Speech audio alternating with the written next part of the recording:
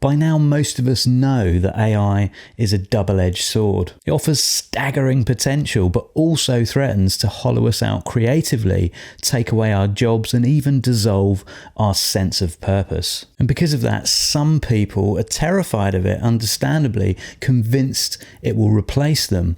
Others worship it and they think it's going to save humanity. But I think there's something missing from this conversation, because we shouldn't just be focused on the good points and the bad points. We should be talking about how each of us can use AI to maximize the good points and minimize the bad. So later in this video, I'm going to show you how you can turn AI into a genuine thinking powerhouse, where it fills your cognitive gaps, challenges your ideas, and levels up your learning without, importantly, eroding your autonomy or creativity. And I'm also going to share some areas where AI can be negative, where it can quietly start to replace your own thinking, because that's an area I think that everyone should be really concerned about. If you watch my previous videos like Neurality, where I talk about the need for balance in the discussion surrounding AI, or Frictionless Friends, where I explore the dangers of forming emotional relationships with AI, then this video kind of ties them together. If you haven't watched them, then you should. You can do that after you've seen this video. Anyway, what I'm discussing today is, in my mind, much more important than arguing over whether AI is a saint or a sinner. Instead, it's about protecting your mind against the dangers of AI whilst also capitalizing on the immense benefits it can bring. So the first thing to wrap your head around is that AI should never be seen as a replacement for your intelligence. Instead, it should be used to multiply your intelligence. Now, clearly that's only going to work if you bring your own intelligence to the party. Used correctly, AI can be a cognitive filler, technology that bridges our brain's weak spots. Now, for me, that's definitely maths.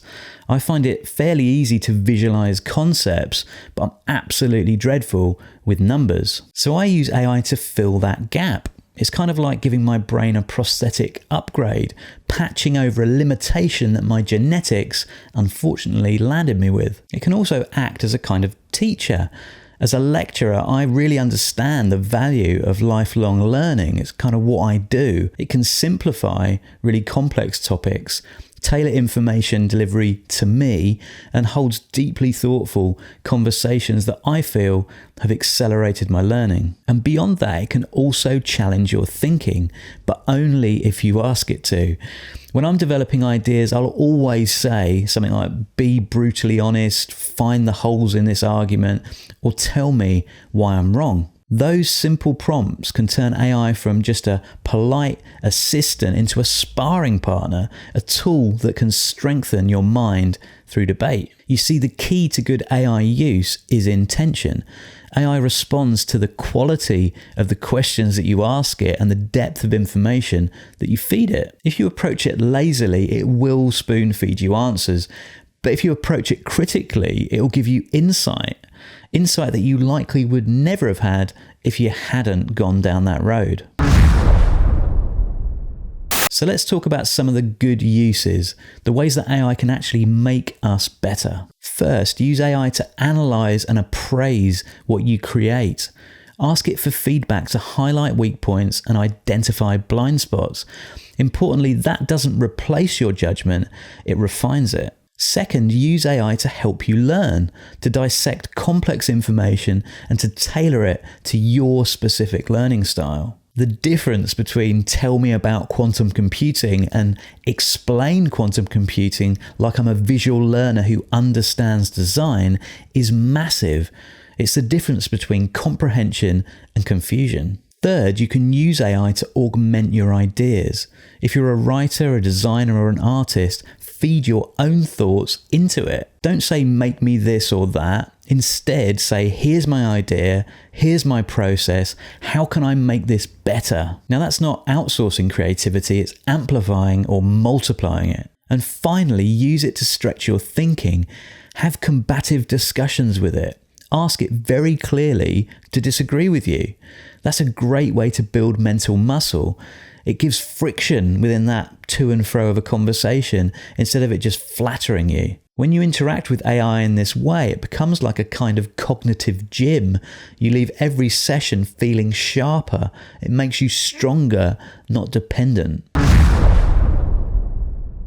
Okay, so now let's look at the darker side, the lazy uses of AI that erode intelligence instead of building it. Letting AI write for you based on just a few quick prompts, or letting it generate imagery without any thought or post-editing are common mistakes. So too is letting it think for you instead of with you. These are habits that unfortunately people will slip into. Many already are, and that's a problem because doing so allows AI to quietly dissolve your cognitive strength. And it doesn't stop with creativity. Lazy AI use can impact us emotionally too. In my Frictionless Friends video, I discussed how some people are beginning to replace real relationships with AI companions. They're choosing frictionless connection that lacks judgment, conflict, and challenge. In my mind, that's leaning into comfort in a way that doesn't help you grow.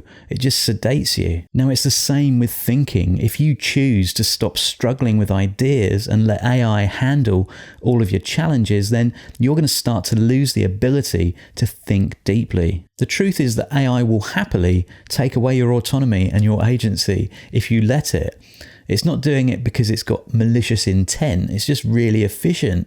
But continually leaning into efficiency is going to rot your brain over time.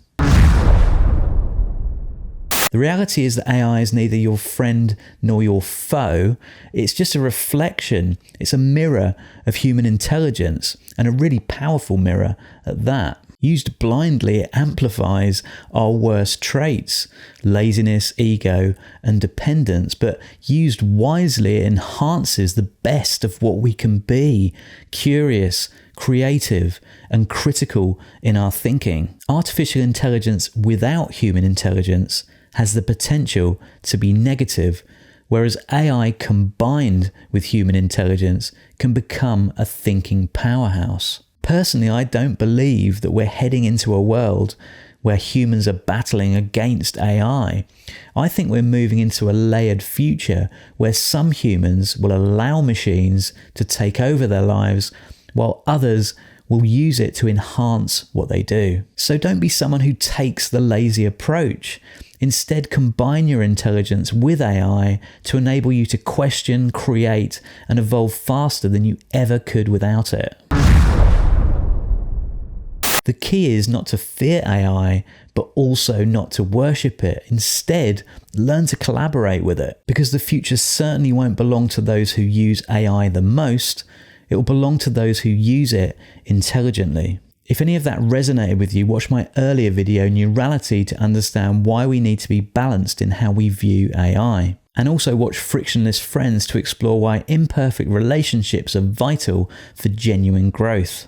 And if you found this video helpful, a like or comment helps way more than you think. And subscribe as well if you want to see more stuff like this. New videos come out every Wednesday. Each one focuses on the impact of technology on our human experience. As always, thanks so much for watching, and I look forward to seeing you soon. This video was based on my writing over at layeredfuture.com. If you'd like to explore the full article or browse through other topics, you'll find it all there.